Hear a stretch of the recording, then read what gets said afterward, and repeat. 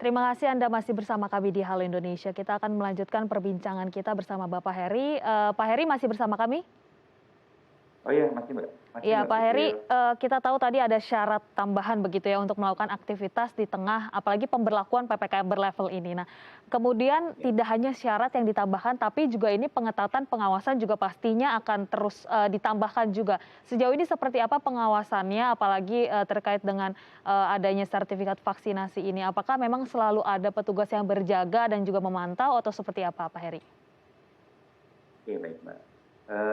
Selama pandemi ini sih memang seluruh petugas kita standby-kan di pintu masuk yang ada di pasar, kalau saya kira pasar Blok A Tanah. Semua pasar Blok A, Blok B, Blok C.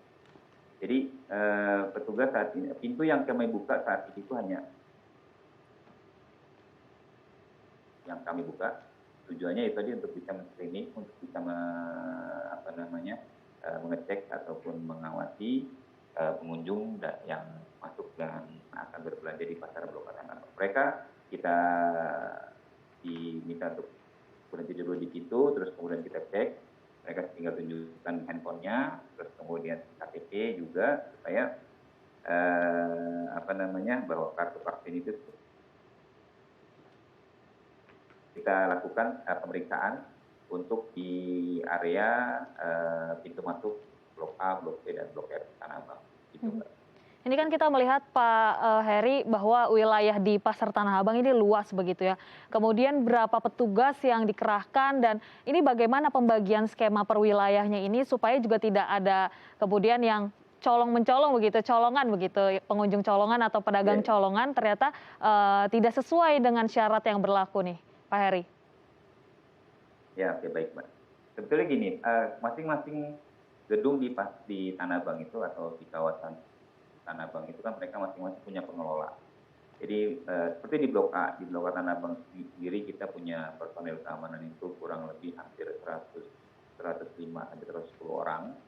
Yang kita tempatkan di pintu masuk itu kurang lebih di satu pintu masuk itu kita tempatkan 2 sampai dengan kita bisa lokalisir. Jadi semua itu terkoneksi ya. Jadi di Mhm. Blok B sudah tersaring. Jadi mereka kalau mau masuk ke Blok A, mereka akan pasti masuk dari Blok B dulu dan sudah terseleksi di Blok B. Masuk ke Blok A di dalam antara Blok A dan Blok B itu ada koneksi yang bisa masuk. Dari Blok A sendiri kita sudah screening, sudah cek di 4 pintu tersebut. Jadi hanya 4 pintu itu aja yang beroperasi, yang dilakukan pengecekan terkait kartu vaksin tersebut. Sehingga secara otomatis yang sudah ada di dalam itu yang memang sudah terverifikasi dan sudah terscreening bahwa mereka yang benar-benar punya kartu vaksin, baik pedagang maupun pengunjung ataupun karyawan toko. Baik Bahkan itu sampai dengan porter mengangkat barang juga gitu. baik.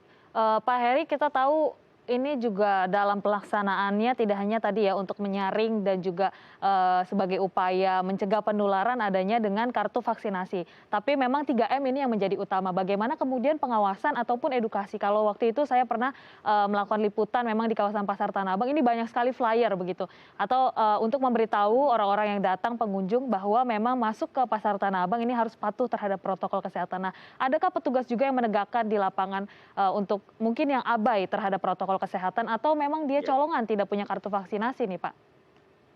Oke, jadi gini, itu sudah jadi satu SOP kami bahwa kita punya satu tim, namanya tim tutur itu, mereka yang selalu berkeliling, jumlahnya kurang lebih hampir 12 orang. Mereka kesehariannya berkeliling di kawasan di area perbelanjaan Blok A Tanah Abang. Jadi mereka memantau kalau ada pedagang yang memang tidak maskernya turun, itu mereka ingatkan bahwa pakai masker yang benar. Kalau yang tidak pakai masker kita minta untuk pakai masker. Terus kemudian kita lihat kalau toko tersebut memang terjadi kerumunan, maka kita himbau, kita tegur bahwa jaga jarak, kita urai orang-orang yang berkumpul di satu toko tersebut. Terus kemudian kalau misalnya ada yang ngobrol antar pedagang kumpul di satu itu juga kami urai, kami langsung tegur bahwa jaga jarak, Mhm. tidak berkumpul. Terus kemudian itu selalu tiap hari berkeliling, Pak. Baik. setiap kali berkeliling untuk tadi memastikan bahwa 3M masih berjalan dengan baik di area perbelanjaan Blok A. Selain itu juga dari 3 pilar juga 2 minggu sekali juga mereka melakukan sweeping atau tidak berkeliling ke area pasar-pasar yang ada di kawasan Tanah Abang. Baik, pengawasannya memang ini setiap hari dipastikan supaya tidak ada ya yang abai terhadap protokol kesehatan maupun tadi colongan karena tidak punya syarat untuk beraktivitas di kawasan Pasar Tanah Abang. Nah, Pak Heri, kalau memang ditemukan begitu masih ada yang abai ataupun tidak sesuai dengan syarat begitu, apa yang kemudian dilakukan oleh petugas? Apakah memang dilakukan penertiban untuk pedagang misalnya atau untuk pengunjung memang tidak diperbolehkan masuk sama sekali ke Pasar Tanah Abang, Pak Heri?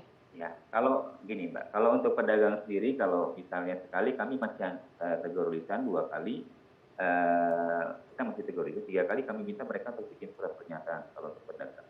Bahwa jika tidak bersih lagi ya kami minta pokoknya untuk tutup dulu 3 hari. Terus kemudian kalau untuk pengunjung, ya kalau misalnya memang mereka masih abai, ya mau nggak mau kami akan minta untuk meninggalkan pasar Blok A Tanah Abang. Pada waktu di pintu masuk mereka misalnya tidak bisa menunjukkan kartu vaksin, ya kami strike dengan ketentuan kami tegas dengan ketentuan kami bahwa mereka tidak bisa masuk ke area perbelanjaan Blok A Tanah Abang. Baik, sejauh ini bagaimana Pak Heri? Apakah di lapangan masih banyak ditemukan bagi yang abai begitu atau tidak sesuai dengan syarat aktivitas?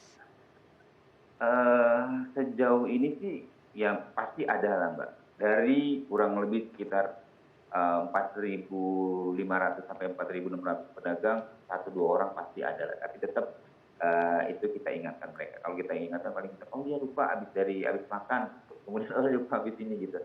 Ya alasan-alasan seperti itu. Tapi tetap kita minta untuk mereka pakai gitu kan.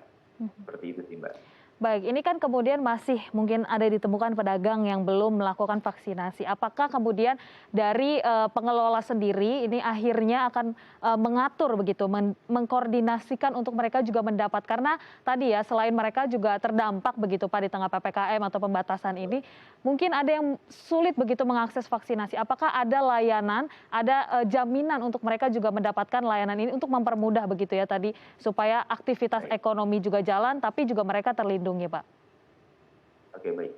Tanggal 28 sampai dengan 30 kemarin kami selenggarakan vaksinasi di situ yang bekerja sama dengan Dikti. Jadi kurang lebih kemarin 2000 vaksin dosis untuk pedagang dan karyawan tokonya. Terus kemudian untuk pengunjung kemarin dari Polri itu juga kurang lebih 3 hari juga sama mereka buka mobil vaksin di pintu masuk Blok A. Jadi pedagang yang memang saat itu mereka datang terus kemudian belum divaksin, mereka bisa vaksin on the spot 3 hari kemarin. Kami berharap sih upaya-upaya ini tetap kami bisa lakukan yang bekerja sama dengan instansi-instansi setempat. Ya tujuannya tadi supaya seluruh pedagang yang memang belum tervaksin bisa terakomodir untuk tervaksin. Dari 2.000 kemarin yang dilakukan itu, dosis yang kemarin sudah terpakai itu kemarin sih sampai dengan 1.900-an lebih lah. Jadi yang sudah tervaksin gitu ya selama 3 hari itu tanggal 28, 29, 30 Juli.